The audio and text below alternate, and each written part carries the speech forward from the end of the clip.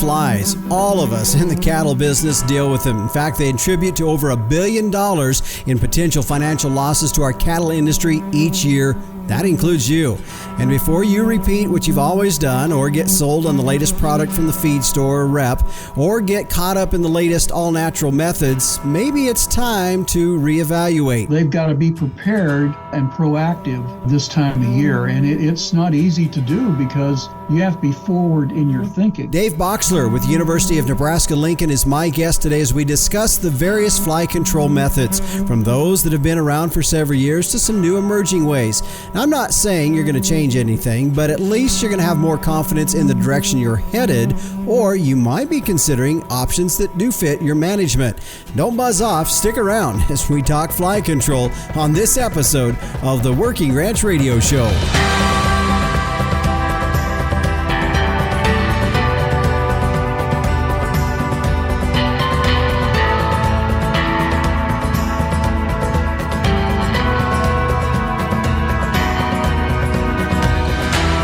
And we welcome you back here to the Working Ranch Radio Show. I'm Justin Mills. Thanks for joining us here on our program.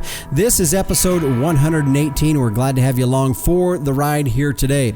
Well, I like to keep you up to speed from time to time as far as what's going on here on our place, the X-Ring Ranch here in northeastern Wyoming.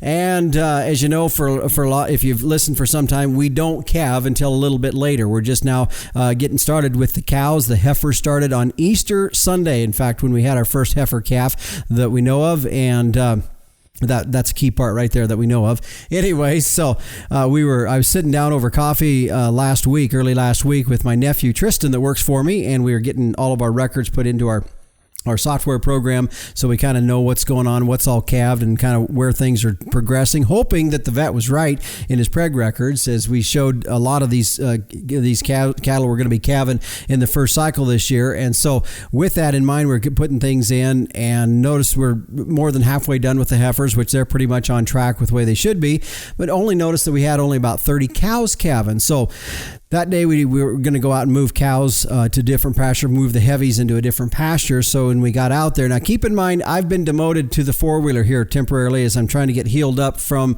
getting bucked off a few weeks ago. Actually, about a month ago. I'm still kind of healing up from that. So I'm been demoted a little bit. And so anyways, we're out and we get into the pasture where we're going to go grab all the heavies. And I'll tell you what, I think the vet was a little closer to on than we thought originally, because we have calves everywhere. And which is good, because we want them calves showing up in the first cycle.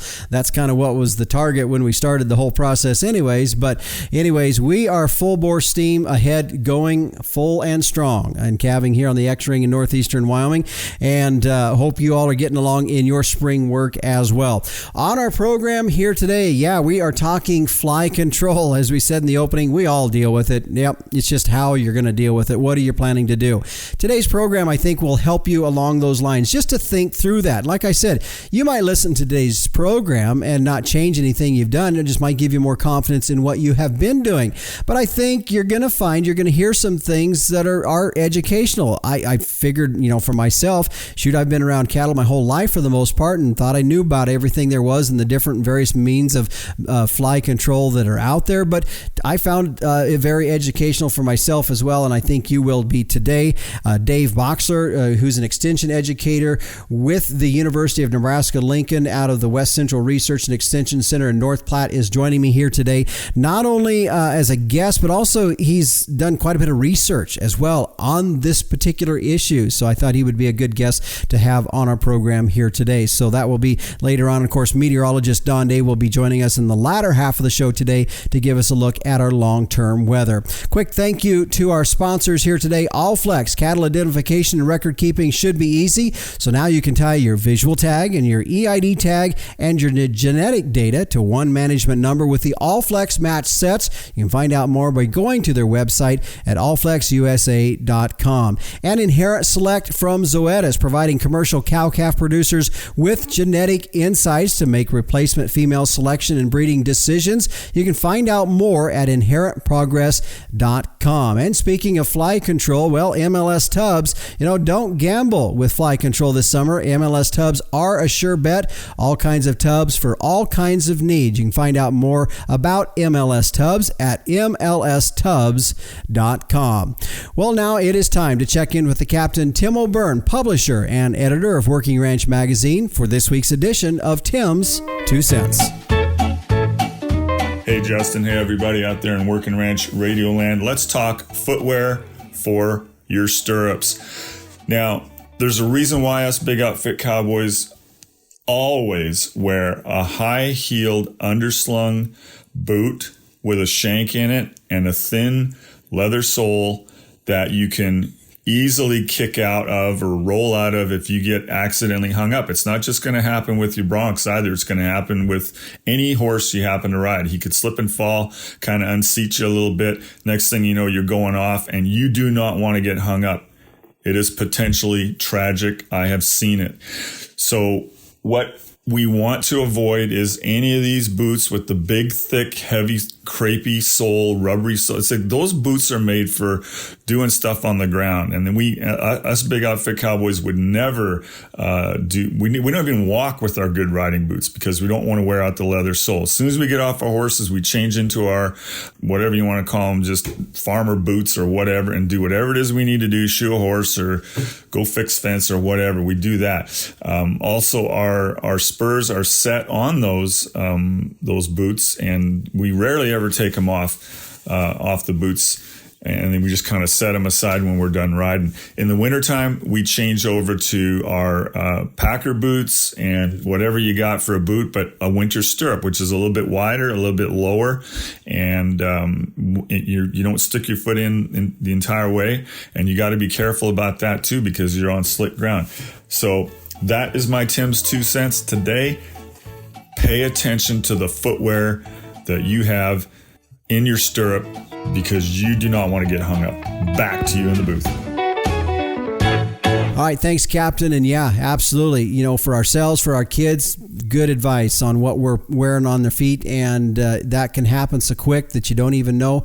And before too long, you're in a wreck, and it's hard to get out of. So thank you for that. Well, before we head to break here, I was mentioning earlier that we're in the middle of calving here on the X Ring. Well, also something else that happens this time of the year is us getting our water system and our cistern tanks filled back up. And I got to tell you, something that I have absolutely come to rely on with my water system is my remote water monitoring system from Tank Toad. You know, I can keep an eye on my complete water supply, and really my cistern tanks are key to my system here. So I want to know what the levels that they're at, and I can do that. I can get a report whenever I program a report in, or if I want one instantaneously, I can get it then. These units are solar powered. They connect through satellite or cellular networks, and they can run year round. Now, if you want to find out more, go to their website at tanktoad.com for more information about their monitoring systems, or also their well controllers or generators and many other products that they have for remote monitoring needs. Meadowlark Solutions is the company. They are a USA company right here in the good old USA, and you can find out more on their website at tanktoad.com. It's what we use here on the X Ring. Check it out for yourselves, and be sure you let them know you heard it here on the Working Ranch Radio Show. Well, stay with us. When we come back, we're going to get into our featured topic here today on fly control. We'll be back on the Working Ranch Radio Show after this. Every year you pick your replacement heifers. Some become profitable cows. Others disappoint. How can you make more reliable selections? Genetic testing. Commercial cow-calf producers like you are using Inherit Select from Zoetis. You gain valuable predictions, including cow fertility, size and soundness, feed efficiency, growth and carcass merit, as well as easy-to-use economic indexes. This improves your selection, breeding, and marketing decisions. Request a call from InheritProgress.com and ask about free TSUs to get you started. And welcome back to the Working Ranch Radio Show. I'm Justin Mills as we head now into our featured topic here today on fly control. And yeah, it is that time of the year. I know for some folks, maybe you've already implemented some methods of that. If you're a little bit more in the southern climate than I am, you might have already started that here up in the north. We haven't quite got that far. Seeing a few, but that's still a ways off, and we could have a freeze any day that might slow things down just a little bit. But nevertheless, it's always good this time of the year to talk this out and review as things have changing. And there's definitely been a lot of different means and methods of fly control over the years. And in the last several years, some different methods, more natural style methods that are coming into play as well. So we're going to talk all about those kinds of things. And when we look at this, I think it's also important to realize that it does play a pretty significant economic impact to our industry in terms of our calf weaning weights. They say that flies can affect anywhere from 4 to 15% of our weight gain on weaned calves. That could be 12 to 20 pounds. How about on those yearlings? Up to 18%. They say that the flies can affect on yearling weight gain. And then for the entire industry as a whole, they can account for about $1 billion with a B, $1 billion worth of loss. So definitely something to be aware of. And our show here today, I think we're going to have some good dialogue. Now, joining me on our program today is Dave Boxler. He is an extension educator with the University of Nebraska-Lincoln out of their West Central Research and Extension Center in North Platte, Nebraska. And he's also been responsible for several different papers and studies on fly control. So Dave, thanks for joining us here today on the Working Ranch Radio Show. Yeah, you're welcome, Justin. Well, Dave, before we get into some of the methods of fly control that we see out there, in addition to some of the newer things that we're hearing as well in our industry, let's get to the root of the problem. And I know this might be a bit elementary or redundant to some folks in the facts that you might know a lot about flies and various things. But just for the sake of our conversation here today, let's start at the very foundational element of this. And let's talk specifically the fly that we're dealing with that you feel probably has the biggest impact on our cattle herds. Okay, well, the primary fly that really impacts many producers across the United States is the horn fly. And that's a very small blood-feeding fly that stays on the animal almost exclusively. And it's the number one major pest of pasture and rangeland throughout the United States. And producers probably lose over $1 billion in productivity due to this particular fly species. Mm-hmm. Dave, let's now talk some of the different fly control methods that are out there. There's really a wide variety of things. There's continuing to develop more things and some more natural methods that we've heard here in the industry as of late. So let's go through some of those and talk those out just a bit. And I know for a lot of us, a little bit redundant because I know you've probably been using many of these methods and are aware of them, but at the same time, good to hear about some of the different things that are out there as well. So Dave, let's go through these different methods of fly control that we see in the industry today. It can be managed in several different ways. It depends on your management system. We still have dust bags out there and back rubbers and oilers. Both of those will provide pretty good fly control if they're utilized in a forced use setup. And I know many producers can't do that. So if you free choice a dust bag or an oiler, expect anywhere from 25 to 50% less control from those two methodologies. Pour-ons are still very attractive for producers, and they're especially used as the animals are first sent to pasture. And that'll give you probably, up to 28 days of horn fly control, so they'll have to be retreated through the fly season.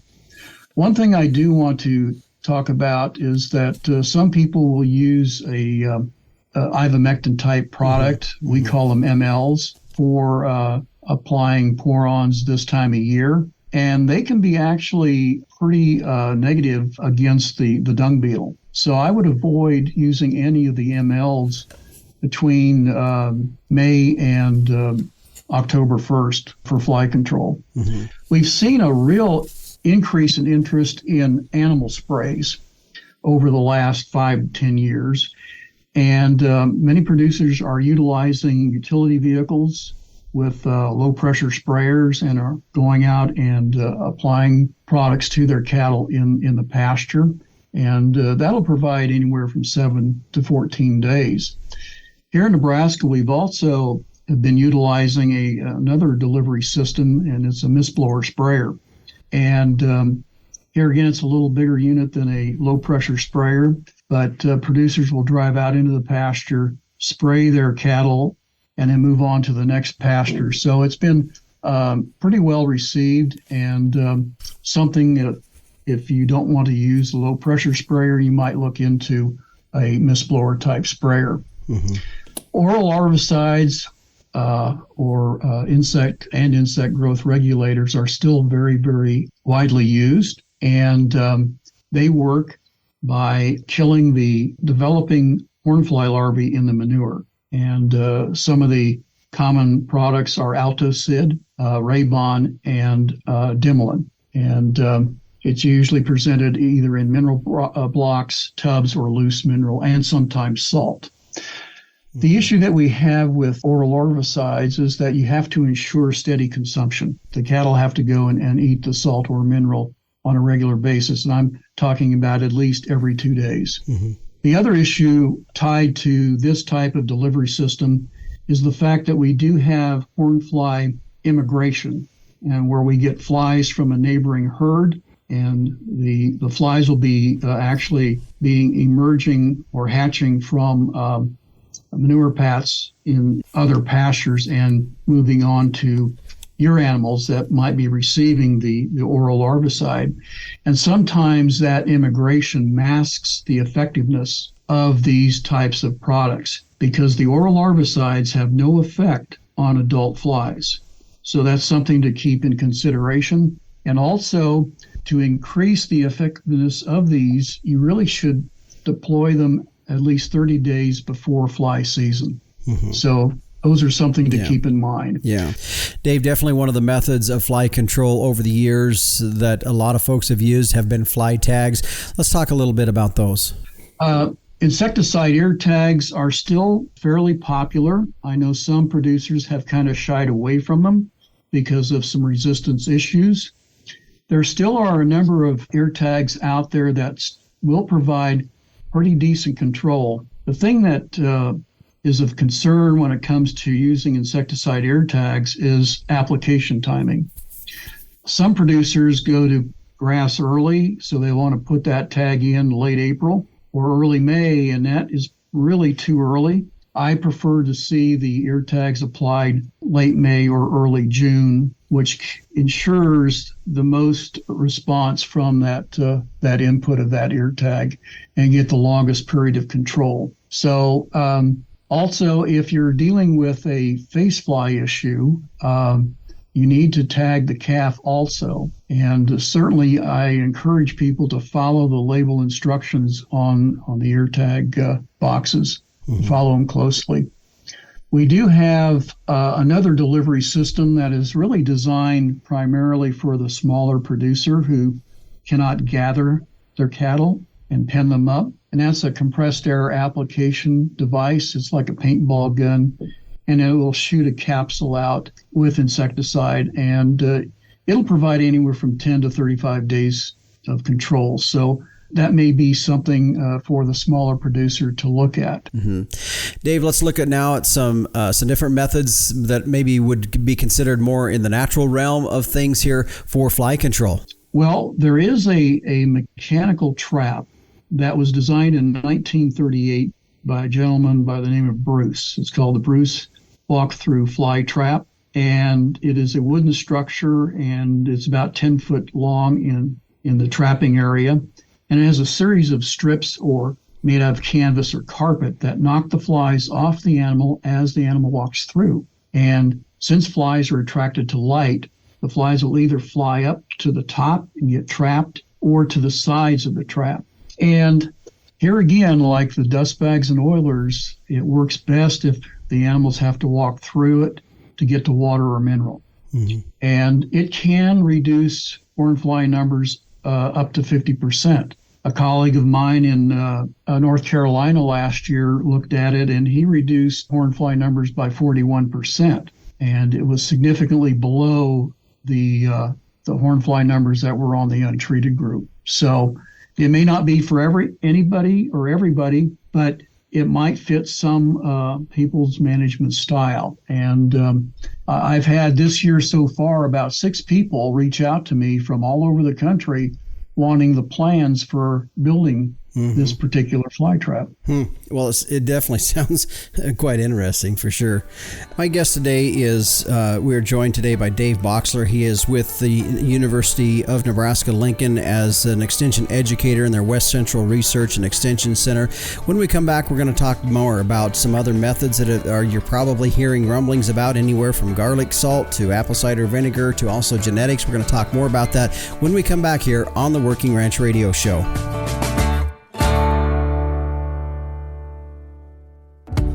Don't gamble with fly control this summer. MLS tubs are a sure bet. MLS high-performance, low-moisture cooked molasses tubs provide controlled, consistent supplement delivery to your cattle, horses, sheep, and goats. MLS takes pride in their line of products that are proven to lower your feed supplement costs. All kinds of tubs for all kinds of needs. Learn more about MLS tubs at mlstubs.com. And welcome back to the Working Ranch Radio Show. I'm Justin Mills. My guest today is Dave Boxler. He's an extension educator with the University of Nebraska-Lincoln out of their West Central Research and Extension Center in North Platte, Nebraska. And in the first segment, Dave is outlining some of the issues and some of the control mechanisms that are available when it comes to the controlling horn flies, as they are pretty significant to most of us in our operations, and some means of control can have some economic return to us. Dave, there's been a lot of talk the last several years of different methods that kind of moving away from some of the chemical type methods that are out there, looking to more natural things such as garlic salt, apple cider vinegar. Let's talk a little bit about that. And I know you've done a little bit of research on the garlic salt. I have. I've done 2 studies over the last 6 years. The last one being last summer here in Blaine County, Nebraska. We did a study, and we utilized a garlic powder, a 2% powder that we mixed initially in salt, and then as the summer progressed, we switched over to a mineral. And we were monitoring the fly numbers using digital imagery about every 2 weeks. And the consumption of the garlic, whether it was in the salt form or in the mineral, was really very, very high. I was quite surprised. So the cattle were really going to it. And in the first study I did a number of years ago, we saw the same thing. Consumption was excellent. Fly control, probably not at the level that most people would really like. And again, when I evaluate a fly control methodology, I always include an untreated control for comparison, and I always use the economic injury level of 200 horn flies per animal as the target. And once the horn fly numbers exceed the economic injury level, I kind of label that particular product as not being successful. And in both studies using garlic, I found that to be, and exceeded the economic injury level significantly. In fact, in one study, we had to go in and make a rescue treatment the latter part of the season. So I know that there's a lot of variability in sources of garlic. I've heard that from other people. And our garlic was sourced out of California, and I selected a garlic powder that livestock producers here in Nebraska were currently using, so I thought it would be a valid comparison. And again, it was at a 2% concentration. But I do know that garlic products that come in from other countries that may not be at the quality that is produced here in the United States. Now, we have different categories of garlic, and that may play a role in the effectiveness of your hornfly treatment. There's some discussion out there that garlic oil provides a greater degree of control, and we may take a look at that here in the future. And to compare it to the garlic powder that we looked at last year. Mm-hmm. Well, Dave, there's no question that this concept of utilizing garlic salt for fly control is kind of a thing in our industry right now. It's not necessarily brand new because it has been out for several years, but nevertheless, we do see people seeking some alternative methods for fly control. And I noted here that in your study, you weren't real pleased necessarily with the results you were seeing after 2 years of study on that, and maybe not seeing the type of control that I guess what I feel is maybe being claimed in the industry out there. However, with reservation too, because there's a lot of variables in terms of, as you'd mentioned, where you're getting the garlic from, the mix, and how you're putting that product out together, whether you're using powders, granules, to oils even. And so it sounds to me like the use of garlic salt is still to be determined? I think so. I think there's more work that will be done in the future, and maybe we can filter out some of those issues as we move forward. Mm-hmm. Now, the theory behind how garlic is supposed to work is that garlic has a lot of organosulfur compounds, and once garlic is ingested in the animal, they start breaking down into volatile metabolites, and these metabolites then are transported in the blood to the skin and liberated from the skin. That's how it's supposed to work. So I think that depending upon the quality of garlic, the type of the volatiles that you have and the concentration of these volatiles may play a real role in how effective the repellency of this product works. Another quick thing, and maybe this isn't so much fly control, I guess it could be, but I've also heard it more for wintertime use in terms of lice and those kinds of things, would be apple cider vinegar. Have you heard anything on that? Well, it's interesting you bring that up. A few years ago, I was asked to evaluate apple cider vinegar for hornfly control. Mm-hmm. And I did. I did a short study, used a 5% concentration of apple cider vinegar bought right off the shelf, and applied it undiluted. And I received about a 50% reduction in hornfly numbers 2 hours after application. 24 hours later, I saw no difference in hornfly numbers between the treated cattle and the untreated cattle. Mm-hmm. So there again, it really does rely on steady consumption, is what I guess what I gather from your comment there. Well, we actually sprayed this on the animal directly. It was an animal spray. Okay. And I guess the way I had heard it was people were applying it to hay that the animals were consuming. Another question here, and that is on the genetic side of things. We do hear of folks breeding genetically for animals that are a little bit more fly resistant. What do you know about that? Well, there are studies that are underway that are looking at the genetics, selecting for those traits. The University of Georgia just completed a study here recently, and there are animals that have a higher tolerance than other animals, mm-hmm. and you can see that even within your herd. So I think it's a slow process selecting for the genetics component, but I know there are some producers that are doing that. And I think that you're going to see more research gravitating into that area in the near future. I know of a number of researchers at other universities that are looking at that very closely. So I think down the road, we might see more information coming out on that. It takes a while to gather that type of data. Yeah, I could see that being an extensively long process, very valuable information to get at one point. And I know from my own experience with our herd, we run primarily a commercial cow herd here on our ranch. And then my son has also run off to the side about 20 head of Corrientes every year. Mm-hmm. Interestingly enough, I don't see the flies as heavy on the Corrientes as I do our other cattle. Well, there are some species, Bos indicus, they carry fewer flies. Unfortunately, they don't do well up in this environment. But mm-hmm. There are some cattle species that will carry fewer flies. Mm-hmm. And a lot of it, I think, is depends upon the volatiles that the animals are emitting, because flies are attracted to volatile organic compounds that are emitted, and there's a whole series of different compounds that are liberated mm-hmm. via the skin and hair.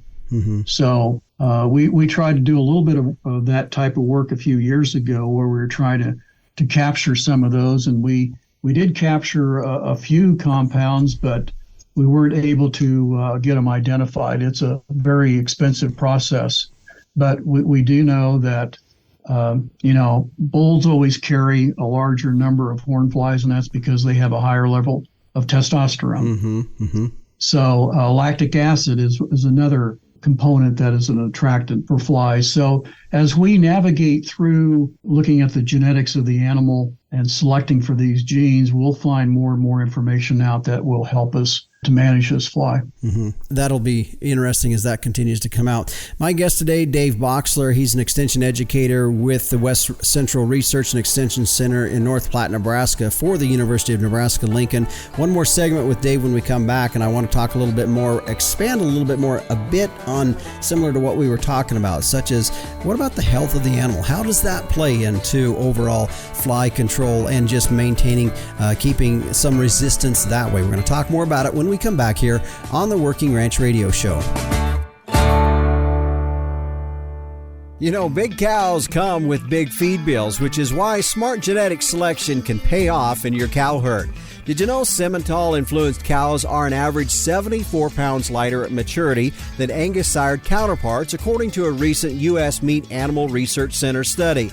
Now, while Simmental is sized for more efficient gains, 20-year genetic trend lines also show the breed offers reliable calving ease, early growth, and cow longevity.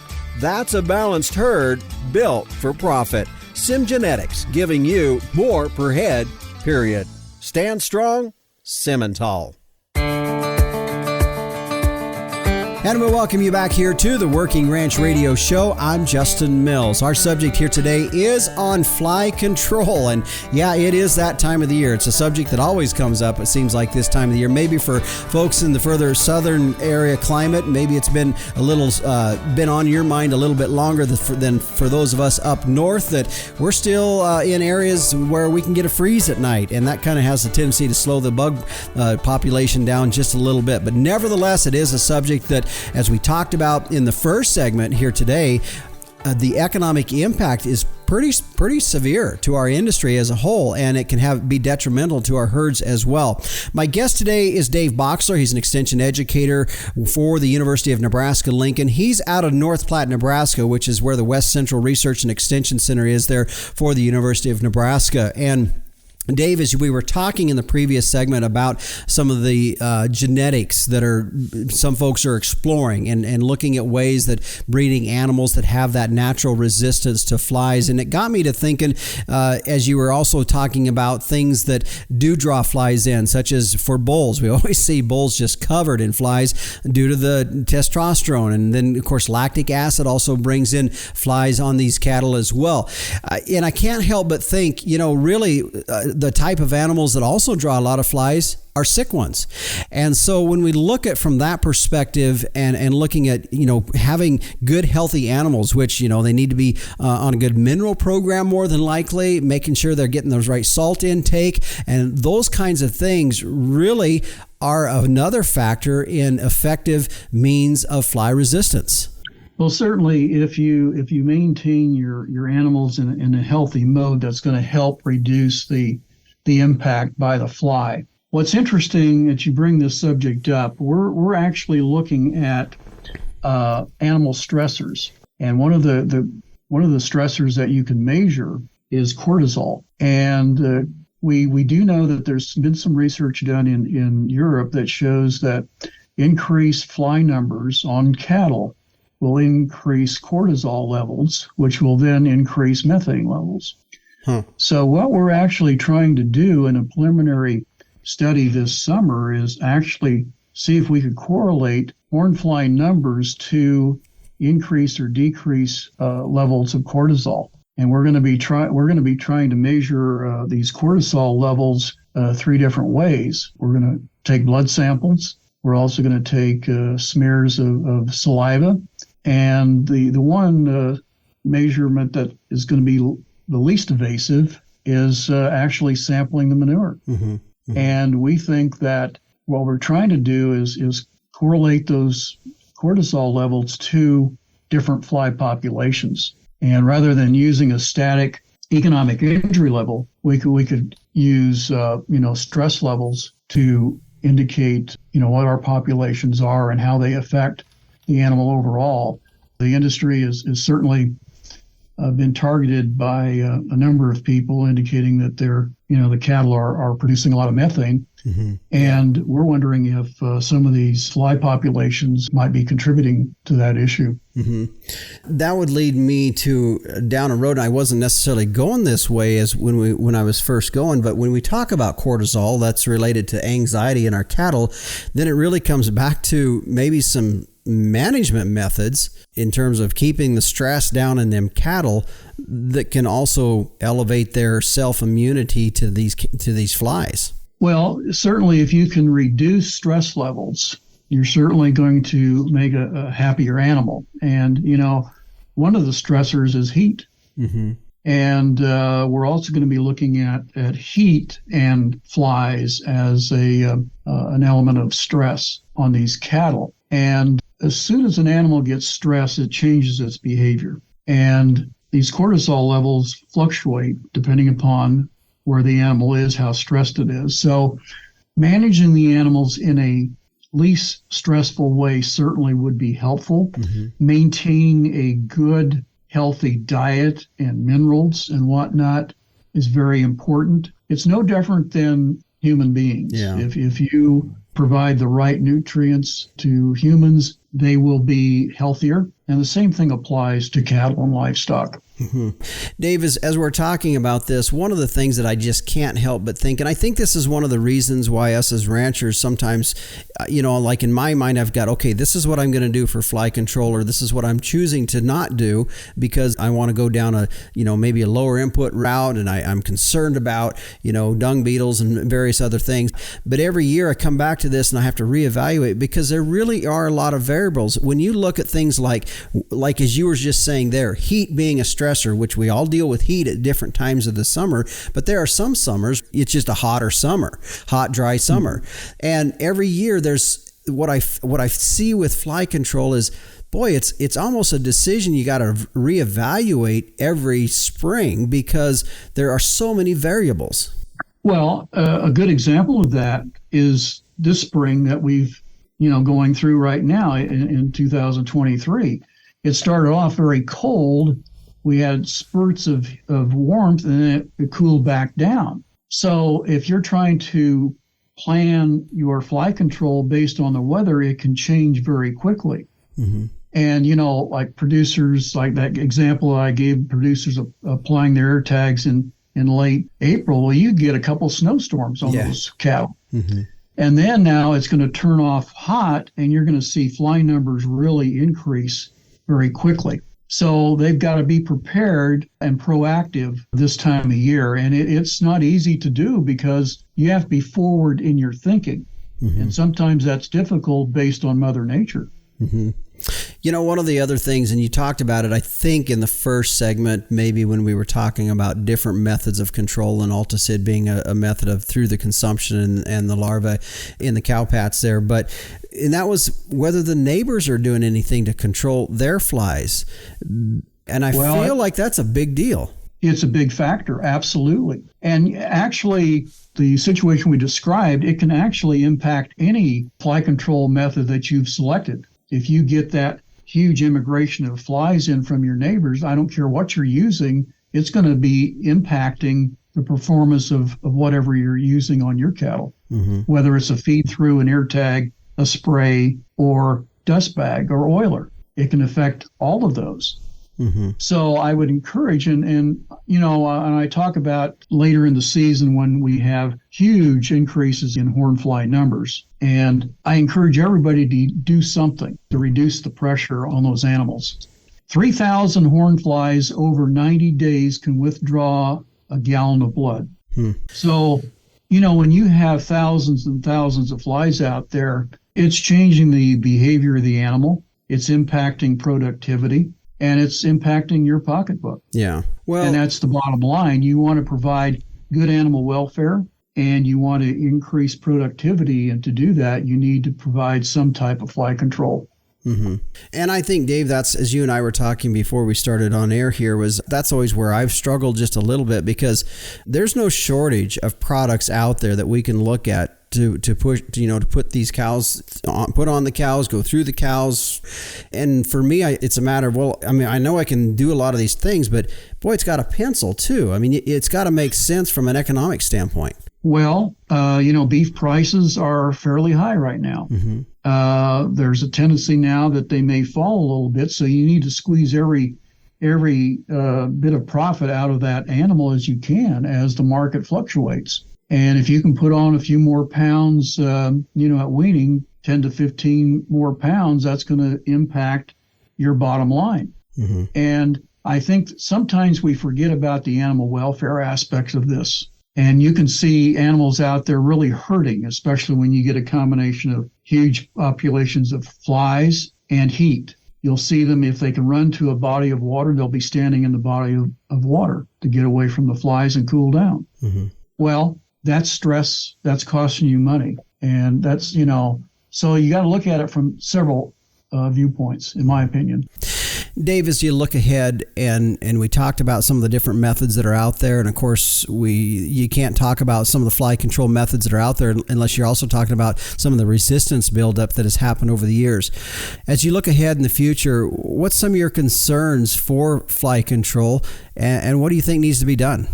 The biggest problem that we have in our industry right now is the lack of new chemistries coming forward. And that is a big concern for me and my colleagues, that we're running out of, if you can use this analogy, bullets for the gun. Mm-hmm. And we need to find some new chemistries, and it's very expensive for the industry people to develop and get labeled. Mm-hmm. And that's another hurdle that we're facing, but we're seeing a degree of resistance out there too, and cross resistance. Mm-hmm. So by continuing to use the same modes of actions or chemistries year after year, we are putting ourselves into a very tight corner. Mm-hmm. And I've been working with a compound for the last 15 years, and we're finally getting it to the point where we're going to try to get it labeled through the EPA. And it is a natural product. It's comprised of fatty acids, middle chain fatty acids. Mm-hmm. And I just completed a 2-year study last summer looking at this product through a automated sprayer, cattle sprayer. Mm-hmm. And it's very safe to the animal, to humans, and to non-target species. And it has very, very quick kill. When we send animals through that sprayer, within 30 seconds, we can see dead horn flies. It happens that quickly. Mm-hmm. It will have to be reapplied on a more frequent basis, because that's just the way it acts. Our newer chemistries are going to probably require us to apply them more frequently than the old days. Mm-hmm. And that's just something that we have to deal with and be able to manage and integrate into our systems. Mm-hmm. But that's one product that I've looked at it for a long time, and it looks pretty good. It does have some nuances that we have to deal with, but that's what we're faced with in the industry, because we're just not seeing new chemistries moving forward. Mm-hmm. And Dave, it's interesting when you said new chemistry. My first thought was just maybe more of the methods that have been out there, or that you somewhat referred to in the 1950s. But we're also talking about, we've got a push, and even from our folks that are buying the beef off the meat counters, there's also a push too of an all natural type product. And so, as you were saying there, just because you're saying chemistry doesn't mean it's not an all-natural product. No. And the product that I talked about, the fatty acid product, it is a natural product. It's derived from palm oil. Mm-hmm.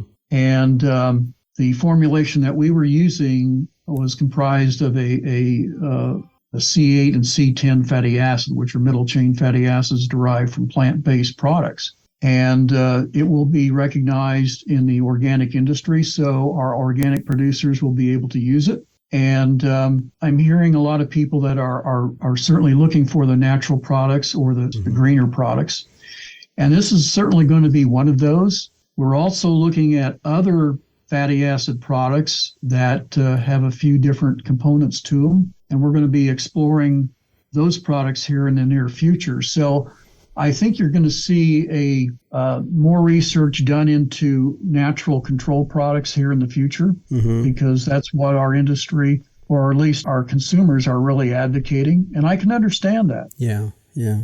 Well, Dave, I've taken way more time than I told you I was going to take us, and I appreciate the information, the research that you personally have been a part of to share with us here, and to hear what's on the horizon for us. I think it's good information for a lot of us, and definitely a good time of the year to be talking about fly control. So thanks for joining us here today on the Working Ranch Radio Show. Well, thank you for having me, Justin, and I can talk flies anytime. Okay. Well, I'm actually kind of interested that when the product comes out you're talking about, I would be interested in doing a follow-up interview with you about that. I think that would be good. Okay, sounds good. All right. Well, thanks, Dave. Thank you, Justin.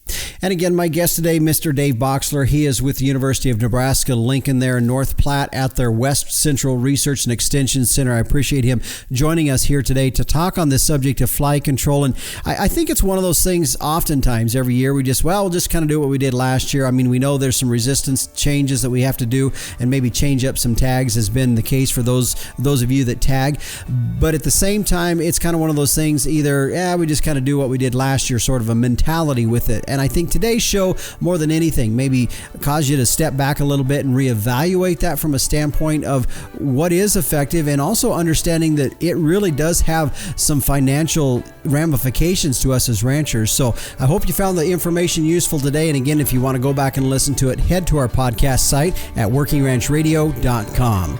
Well, stay with us. Coming up next, meteorologist Don Day steps in as we take a look at our long-term weather. We'll be back on the Working Ranch Radio Show after this. Do you have a young child, grandchild, niece, or nephew that loves the weather and wants to learn more? Day Weather has produced a children's weather journal full of weather facts, fun weather experiments, coloring pages, and pages to record weather observations for every season of the year. The weather journal is for ages 3 to 7 and designed to be fun and educational. The interactive weather projects are fun for the whole family to take part in. For only $10, the Day Weather Journal is a great gift idea for any occasion. Click on our Amazon link to order at dayweather.com.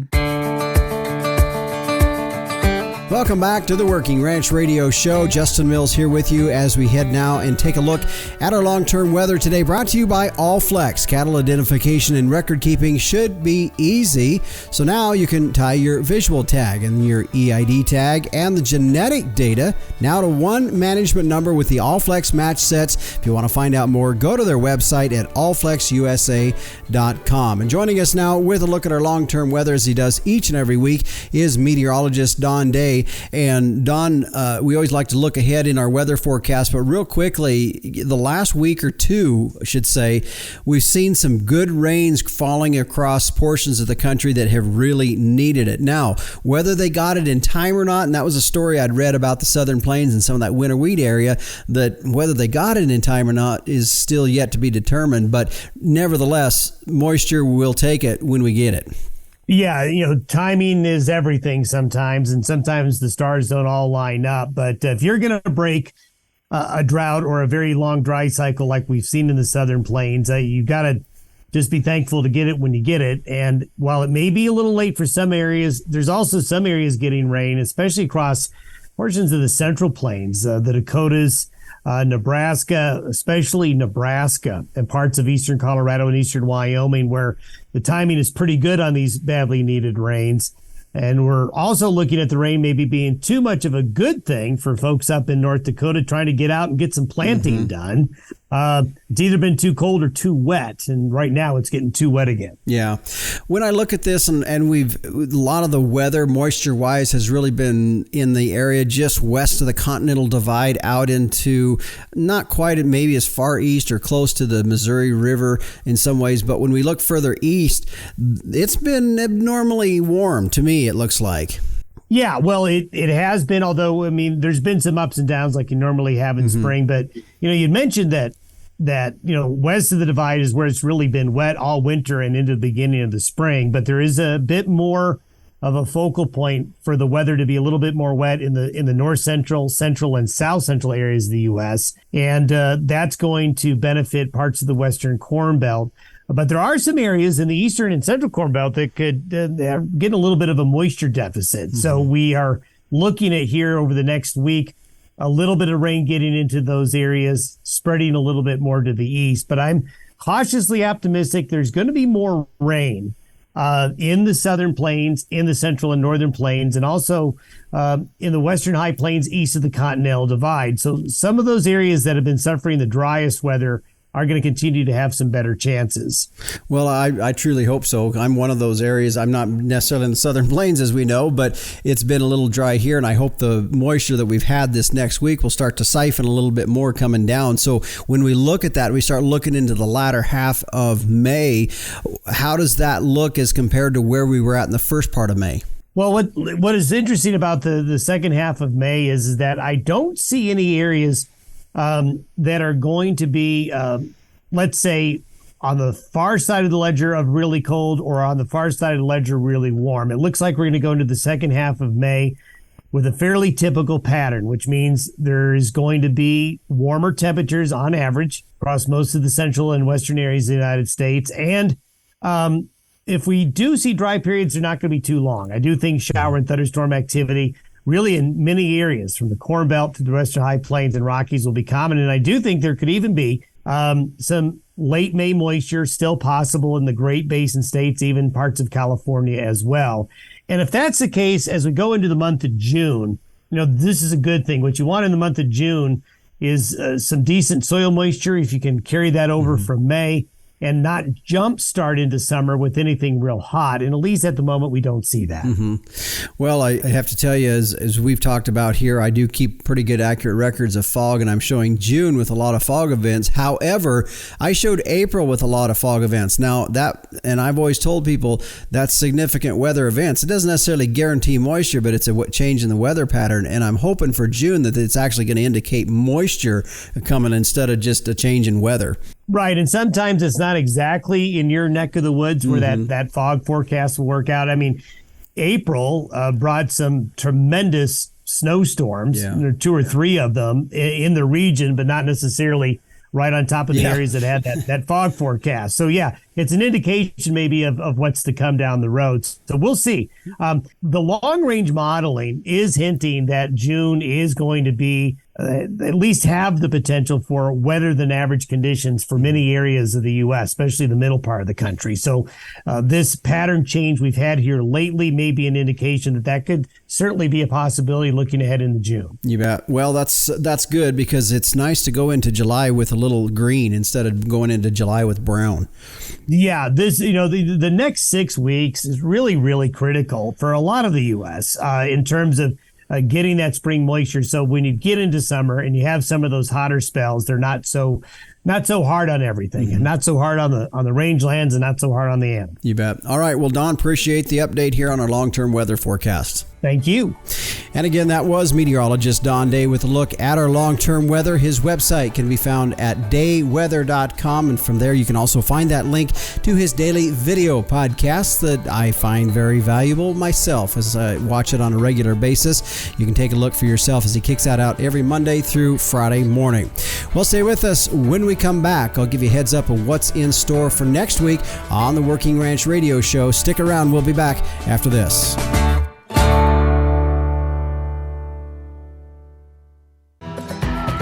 Well, coming up on next week's edition of the Working Ranch Radio Show, we're going to be penciling out the differences of AIing versus natural breeding with live bulls. I think you'll find it interesting. Be sure to tune in. A thank you to our sponsors here today, Allflex, Inherit Select from Zoetis, MLS Tubs, and Tank Toad, a remote water monitoring system. It's the one we use here on the X-Ring Ranch.